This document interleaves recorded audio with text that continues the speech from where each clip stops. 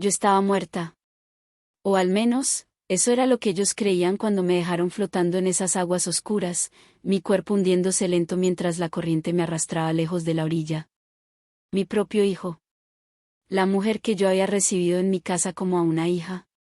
Ellos fueron quienes me empujaron. Y durante los segundos que estuve bajo el agua, sintiendo mis pulmones arder, pensé que finalmente había llegado mi hora. Pero Dios tenía otros planes para mí. Hoy tengo 68 años. Vivo sola en una casa pequeña al final de un camino de tierra que pocos recuerdan. Las paredes están llenas de fotografías que ya no miro, y hay habitaciones que mantengo cerradas porque abrir esas puertas es abrir heridas que apenas han comenzado a cicatrizar. Cada mañana me levanto cuando el sol apenas asoma entre las montañas, preparo mi café en la misma cafetera que usé durante 40 años, y me siento en el porche a ver pasar el día. La gente del pueblo me saluda con respeto cuando voy al mercado los miércoles. Doña Carmen, me dicen, inclinando la cabeza con esa mezcla de lástima y curiosidad que reservan para las mujeres viejas que viven solas. No saben mi historia completa. Nadie la sabe. Piensan que soy viuda, que mis hijos se fueron a la ciudad y me olvidaron como tantos otros. Dejan que piensen eso. Es más fácil que la verdad. Mis manos tiemblan ahora cuando sostengo la taza de café. No es por la edad, aunque los años pesan. Es por las noches sin dormir, por las pesadillas que me despiertan a las 3 de la madrugada con el sabor del agua del río todavía en mi garganta. Es por mirar por encima del hombro cada vez que escucho pasos detrás de mí. Es por saber que el amor que di durante toda mi vida me fue devuelto con odio. Hay un calendario en mi cocina. Cada año, el 20 de marzo, dibujo un círculo rojo alrededor de esa fecha. Ese fue el día que morí y volví a nacer. El día que perdí a mi familia y gané una segunda oportunidad que no pedí pero que Dios, en su infinita sabiduría, decidió darme. Paso mis días en una rutina que me mantiene cuerda.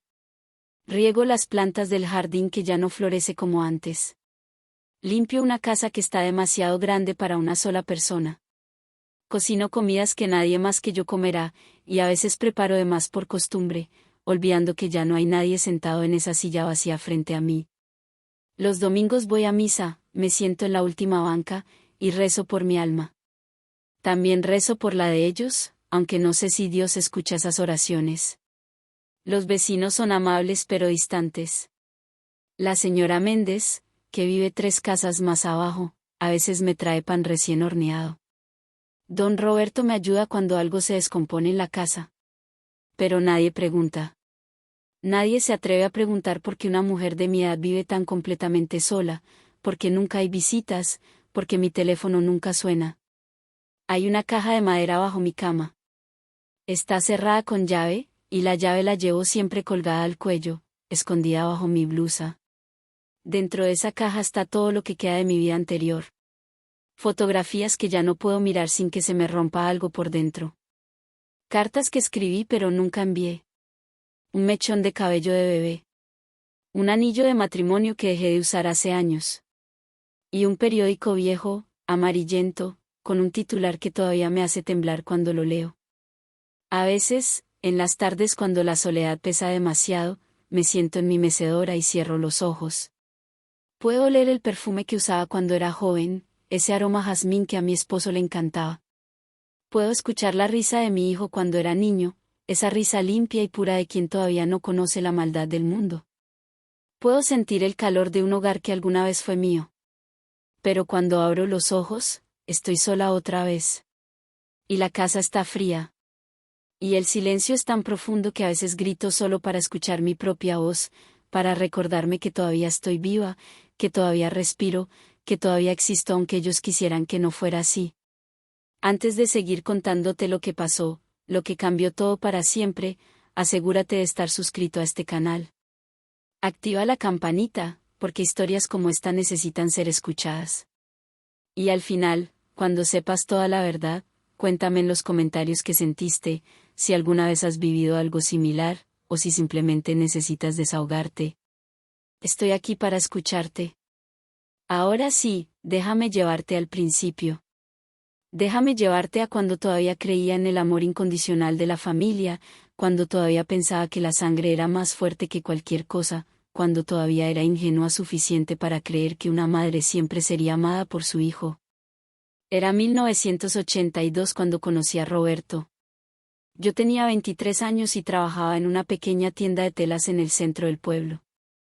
Él entró una tarde de julio buscando algo para su madre, un regalo de cumpleaños, me dijo con esa sonrisa tímida que me robó el corazón desde el primer momento. Era alto, de manos grandes y callosas de trabajar la tierra, con ojos que brillaban cuando hablaba de sus sueños. Nos casamos 6 meses después en una ceremonia sencilla en la iglesia del pueblo. Mi vestido era de encaje blanco que yo misma había cosido, trabajando en él cada noche después de cerrar la tienda. Roberto llevaba el único traje que tenía, heredado de su padre, pero para mí era el hombre más guapo del mundo. Bailamos hasta que nos dolieron los pies, comimos pastel que mi madre había horneado con sus propias manos, y cuando finalmente nos fuimos a nuestra pequeña casa en las afueras del pueblo, yo pensé que había encontrado mi lugar en el mundo. Nuestra casa era humilde pero llena de amor. 2 habitaciones, una cocina pequeña con una estufa de leña, y un jardín donde yo plantaba rosas y hierbas aromáticas. Roberto trabajaba en el campo de sol a sol, y yo seguía en la tienda durante el día, pero las noches eran nuestras. Cenábamos juntos en esa mesa de madera que él mismo había construido, hablábamos de nuestros días, hacíamos planes para el futuro. Queríamos hijos. Muchos hijos. Una casa llena de risas y juegos y amor. Pero pasó un año, y luego otro, y mi vientre seguía vacío. Fui a médicos en el pueblo y en la ciudad. Me hicieron pruebas que dolían en el cuerpo y en el alma. Me dijeron que era poco probable, que mi útero tenía problemas, que debía prepararme para la posibilidad de nunca ser madre. Lloré durante meses. Roberto me sostenía en las noches cuando el dolor era demasiado, me decía que no importaba, que yo era suficiente para él. Pero yo veía cómo miraba a los niños en el parque, cómo su rostro se iluminaba cuando algún amigo anunciaba que iba a ser padre. Y me sentía rota, incompleta, incapaz de darle lo único que él realmente quería. Entonces, en 1987, después de 5 años de matrimonio, sucedió el milagro. Estaba en la cocina preparando el desayuno cuando sentí esa náusea familiar que había leído en libros pero nunca experimentado. Fui al médico casi sin esperanza, convencida de que era solo mi imaginación jugándome una mala pasada. Pero cuando el doctor me dio la noticia, cuando me dijo que estaba embarazada, sentí que el mundo entero se detenía. Roberto lloró cuando se lo dije. Lloró como un niño, abrazándome tan fuerte que casi no podía respirar.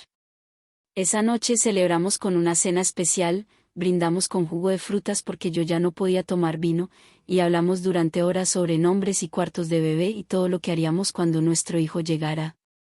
El embarazo fue difícil. Pasé los primeros 3 meses vomitando cada mañana, apenas podía retener comida. Los doctores me pusieron en reposo, dijeron que era un embarazo de alto riesgo, que debía tener cuidado. Pero yo no me importaba. Cada patada, cada movimiento dentro de mí, era una bendición. Hablaba con mi bebé todo el día, le cantaba canciones de cuna, le prometía que lo amaría más que a nada en el mundo. Mateo nació en febrero de 1988, en medio de una tormenta que parecía querer arrancar el techo de la casa. Fue un parto largo y doloroso, 36 horas de contracciones que me hacían gritar hasta quedar sin voz. Pero cuando finalmente lo sostuve en mis brazos, cuando vi su carita arrugada y escuché su primer llanto, supe que todo había valido la pena. Era perfecto. 10 dedos en las manos, 10 dedos en los pies, una mata de cabello negro como el de Roberto, y mis ojos. Pesaba 3 kilos exactos, y cuando lo puse en el pecho de su padre por primera vez, vi a Roberto transformarse. Ya no era solo mi esposo. Era papá. Y yo ya no era solo su esposa. Era mamá. Los primeros años fueron los más felices de mi vida. Mateo era un bebé tranquilo, dormía bien, comía bien, sonreía todo el tiempo. Aprendió a caminar a los 11 meses, corriendo por toda la casa con esas piernitas regordetas mientras yo lo perseguía riendo. Sus primeras palabras fueron mamá, y yo lloré de felicidad. Roberto lo llevaba al campo los fines de semana, le enseñaba sobre las plantas y los animales, soñaba con el día en que su hijo pudiera trabajar a su lado. Yo dejé mi trabajo en la tienda para dedicarme completamente a Mateo. Cada momento era precioso. Los baños por la tarde donde jugábamos con patitos de goma. Las siestas donde él se acurrucaba contra mí y yo respiraba el olor de su cabello recién lavado. Las comidas donde intentaba enseñarle a usar la cuchara y terminábamos los dos cubiertos de comida, riendo hasta que nos dolía el estómago. Hice todo por ese niño. Todo. Le cosía su ropa porque no podíamos comprarla nueva. Me desvelaba cuando tenía fiebre, pasaba noches enteras con él en brazos, cantándole bajito para que pudiera dormir. Ahorraba cada centavo para comprarle juguetes en su cumpleaños, para que tuviera lo que yo nunca tuve. Le enseñé a leer antes de que empezara la escuela, sentados juntos en el porche mientras el sol se ponía, su dedito siguiendo las letras en los libros viejos que yo había guardado de mi infancia. Roberto era un buen padre. Estricto pero justo. Le enseñó a Mateo sobre el trabajo duro, sobre la honestidad, sobre el respeto. Los domingos íbamos a misa los tres juntos, yo con mi mejor vestido y Mateo con su camisita blanca que yo planchaba con tanto cuidado.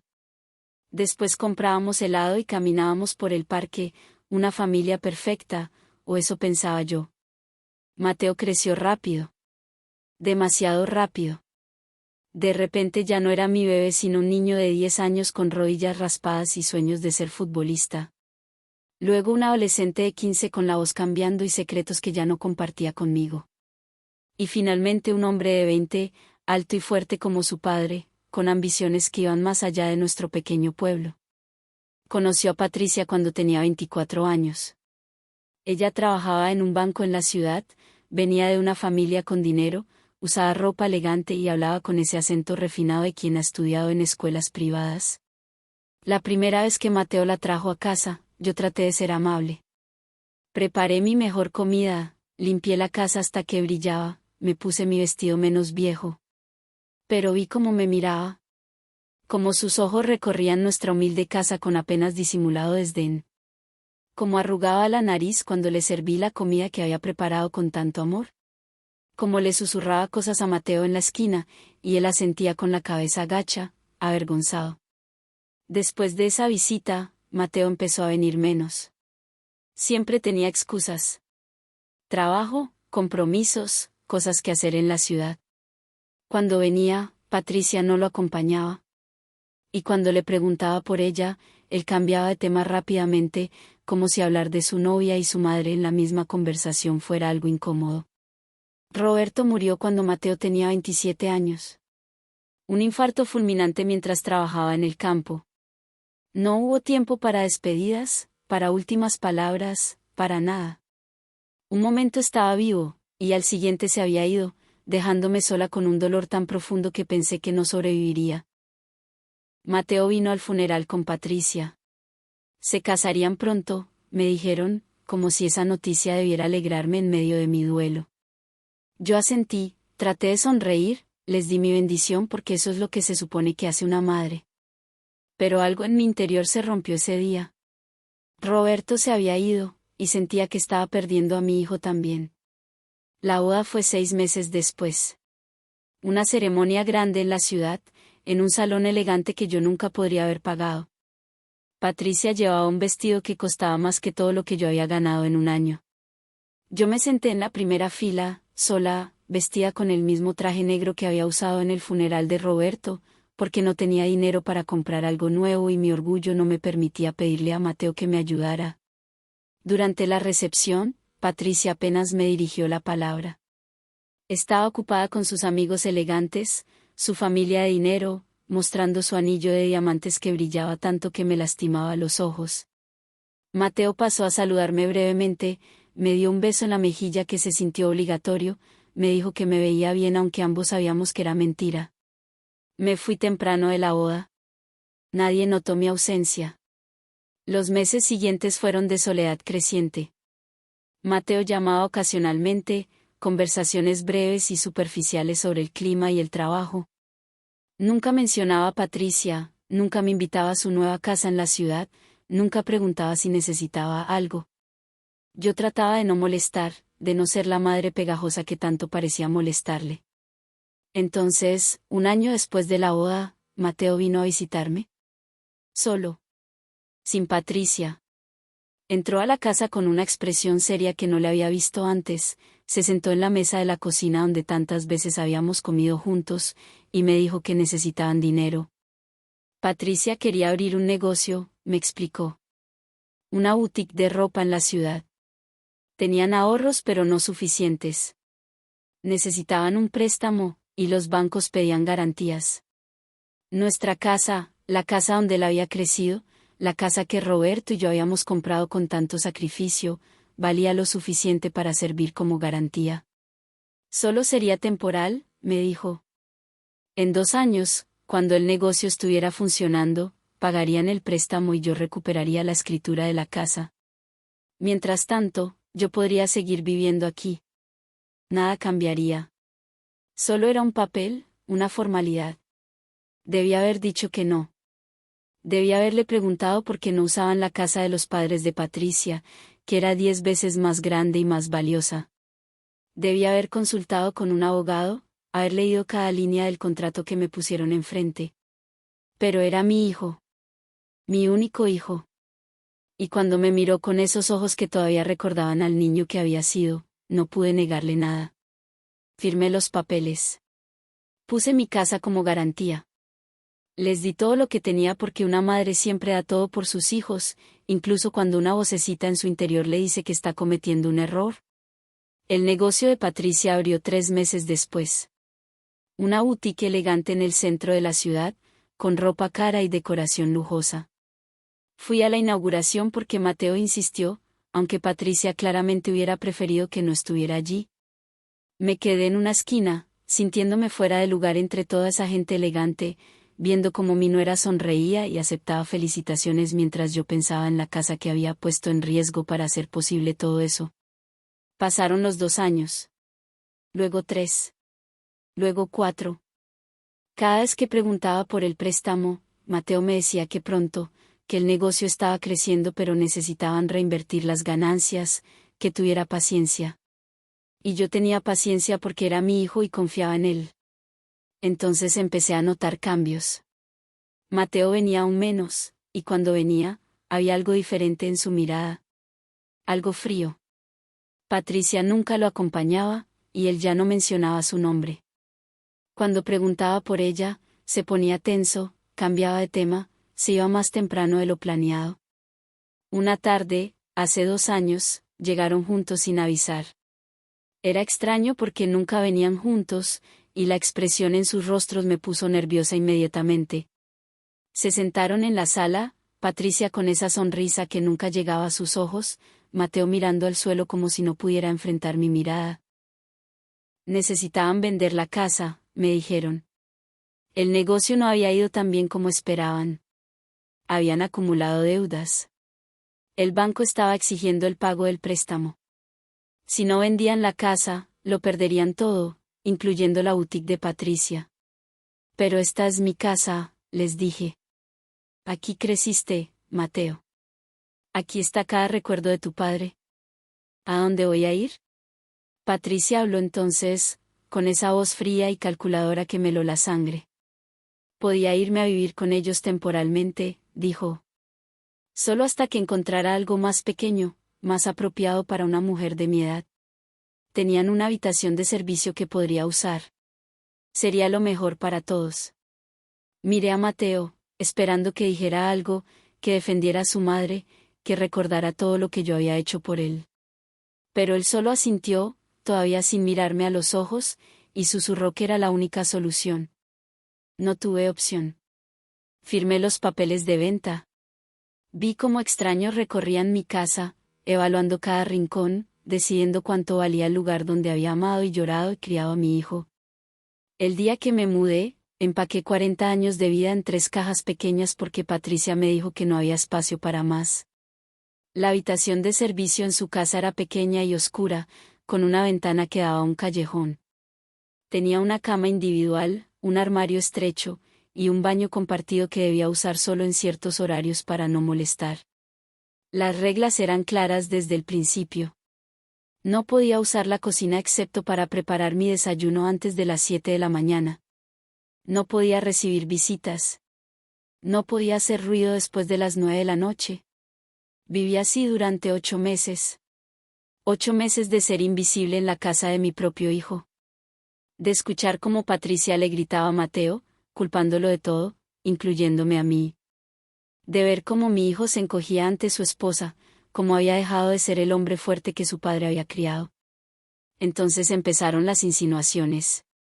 Patricia le decía a Mateo que yo era una carga, que gastaba demasiado en comida aunque apenas comía, que mi presencia hacía que sus amigas no quisieran venir a la casa.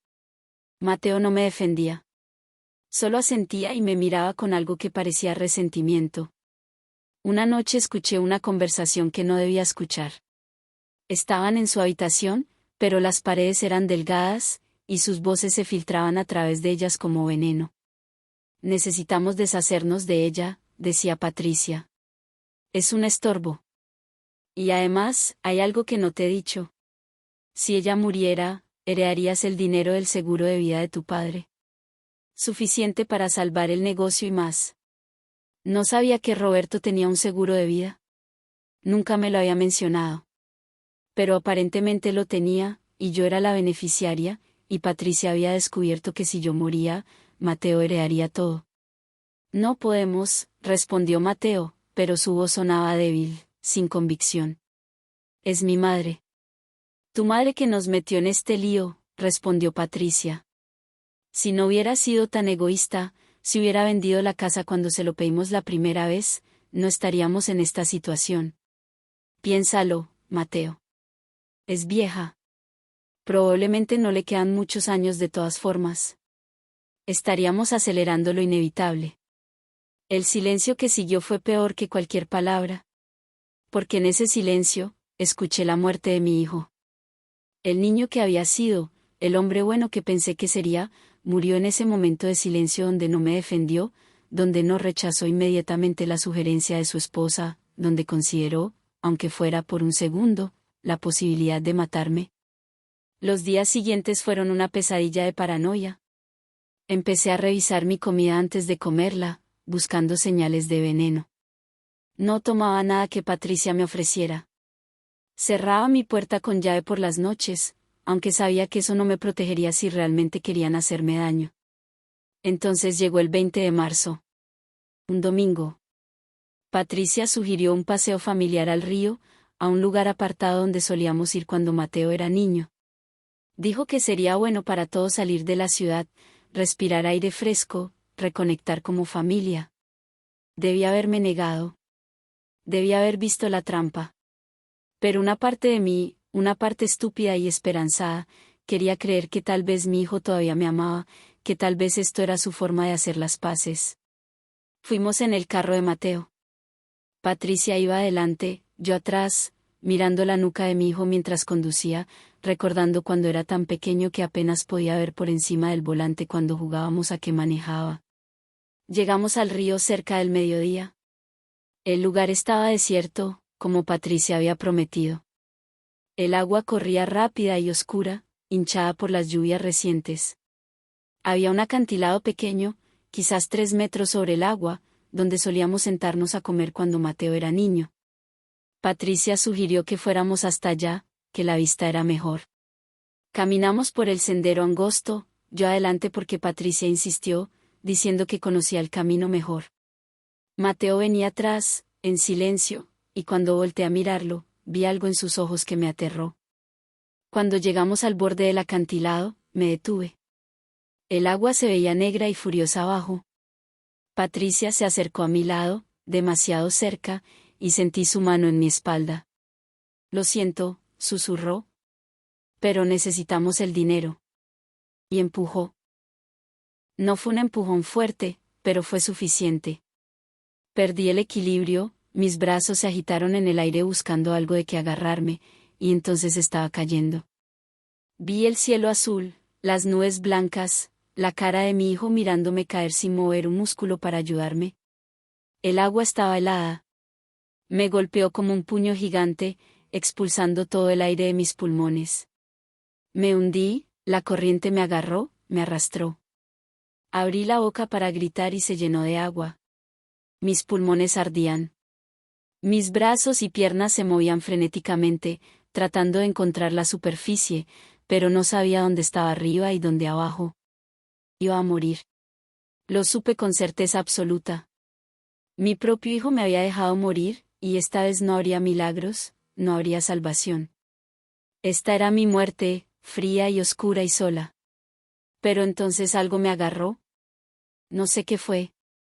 Una rama, una roca, la mano de Dios mismo. Algo sólido bajo mis dedos desesperados. Me aferré con todas mis fuerzas, luchando contra la corriente que trataba de arrancarme. Logré sacar la cabeza del agua, tosiendo, vomitando, respirando aire que sabía vida. Me arrastré hacia la orilla, cada movimiento una agonía. Mis ropas pesaban toneladas, mis músculos gritaban, pero seguí moviéndome porque la alternativa era rendirme y no podía darles esa satisfacción. Cuando finalmente llegué a tierra firme, me quedé allí tirada, temblando, escupiendo agua, apenas capaz de creer que todavía estaba viva. Miré río arriba, hacia donde ellos debían estar, pero no vi a nadie. Se habían ido. Me habían dejado morir y se habían ido. No sé cuánto tiempo estuve allí. El sol se estaba poniendo cuando finalmente logré ponerme de pie. Estaba a kilómetros de donde habíamos estacionado el carro, río abajo, arrastrada por la corriente. Caminé, tropezando, cayendo, levantándome de nuevo. Tenía frío hasta los huesos. Mi ropa estaba destrozada. Pero estaba viva. Llegué a una carretera cuando ya era de noche. Un camionero se detuvo, me vio cubierta de lodo y temblando, y me llevó al hospital más cercano. Les dije que me había caído al río por accidente. No mencioné a Mateo ni a Patricia. Todavía no sabía qué hacer, qué decir, cómo procesar que mi propio hijo había intentado matarme. Pasé 3 días en el hospital. Neumonía, me dijeron. Hipotermia. Suerte de estar viva. Los doctores hablaban de milagros, de cómo había sobrevivido en esas aguas. Yo asentía pero no decía nada. El milagro no era haber sobrevivido al río. El milagro era que todavía quería vivir después de lo que había descubierto sobre mi hijo. Cuando salí del hospital, no volví a la casa de Mateo. No podía. En lugar de eso, fui a la policía. Les conté todo. La conversación que había escuchado. El paseo al río. El empujón. Mi hijo y mi nuera intentando matarme por dinero de un seguro. Pero no tenía pruebas. Era mi palabra contra la de ellos. Y cuando la policía fue a interrogarlos, Mateo y Patricia tenían una historia diferente. Yo había insistido en ir al río sola, dijeron. Ellos habían tratado de detenerme. Yo había resbalado y caído. Ellos habían buscado ayuda, pero cuando volvieron, yo ya no estaba. ¿Pensaron que me había ahogado? Estaban devastados, dijeron. Habían reportado mi desaparición. Era mentira. Todo era mentira. Pero eran 2 contra 1, y yo era una mujer vieja sin dinero ni influencia, y ellos eran una pareja respetable con un negocio en la ciudad. El caso se cerró. Accidente, determinaron. Sin cargos. Sin justicia. Pero había algo que no sabían. Algo que descubrí cuando finalmente revisé los papeles del seguro de vida de Roberto. Patricia había mentido. Yo no era la beneficiaria. Mateo lo era. Siempre lo había sido. El seguro pasaría a él cuando yo muriera, pero no necesitaban matarme para eso. Solo necesitaban esperar. A menos que no estuvieran matándome solo por el dinero del seguro. A menos que hubiera otra razón. Algo que no estaba viendo. Algo más oscuro y más retorcido que simple codicia. Empecé a investigar. Hablé con vecinos, con gente que conocía a Patricia antes de que se casara con Mateo. Y descubrí cosas. Cosas perturbadoras. Patricia había estado casada antes. Su primer esposo había muerto en un accidente de carro 2 años después de la boda. Ella había heredado todo. Luego hubo un segundo novio, un hombre rico que murió de un ataque al corazón repentino. Patricia también heredó de él. 2 hombres muertos. 2 herencias. Y ahora mi hijo, casado con una mujer que parecía tener muy mala suerte con sus parejas. Una mujer que me había empujado a un río sin pensarlo 2 veces. Fui a ver a Mateo una última vez.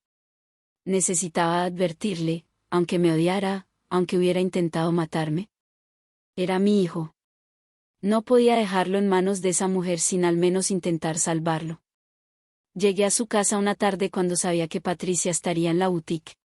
Mateo abrió la puerta y palideció al verme. Pensó que estaba muerta, lo vi en sus ojos.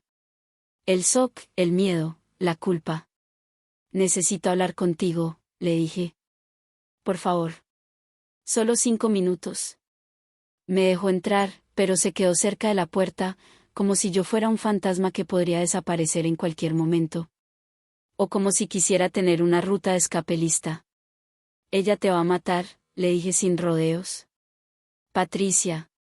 Como mató a sus otros maridos. Como intentó matarme a mí. Eres el siguiente, Mateo. Él negó con la cabeza, pero vi la duda en sus ojos. Estás loca, dijo, pero su voz temblaba.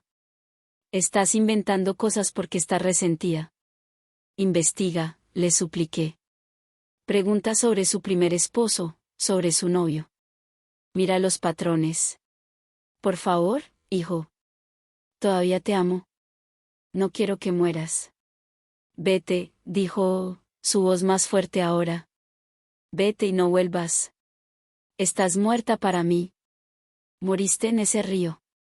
Sus palabras me atravesaron como cuchillos. Pero me fui.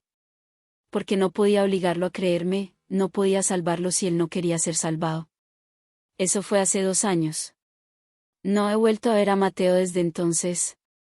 No sé si investigó, si descubrió la verdad sobre Patricia, si sigue vivo siquiera. Algunos días quiero llamarlo, verificar que esté bien. Otros días, estoy tan enojada que quiero que sufra como me hizo sufrir. Pero mayormente, solo siento tristeza. Una tristeza profunda y permanente por el hijo que perdí mucho antes de que me empujara a ese río. Lo perdí cuando eligió a Patricia sobre mí. Lo perdió cuando dejó de ser el niño bueno que había criado y se convirtió en un extraño capaz de ver a su madre ahogarse y no hacer nada. Viví porque Dios decidió que todavía no era mi hora. Viví porque hay lecciones que todavía necesito aprender, historias que todavía necesito contar. Viví porque rendirme hubiera significado que ellos ganaron, y no podía darles esa victoria. Aprendí que el amor de una madre puede ser infinito, pero no siempre es correspondido. Que puedes dar todo de ti y aún así no ser suficiente. Que la sangre no garantiza lealtad, y que a veces, la familia que eliges es más fuerte que la familia que te tocó. Aprendí que el perdón no significa olvidar. Perdoné a Mateo, no porque se lo mereciera, sino porque cargar ese odio me estaba matando más lentamente que el río. Pero perdonar no significa que confío en él, o que quiero verlo, o que alguna vez podré mirarlo sin recordar cómo me dejó caer. Aprendí que la vejez no me asusta.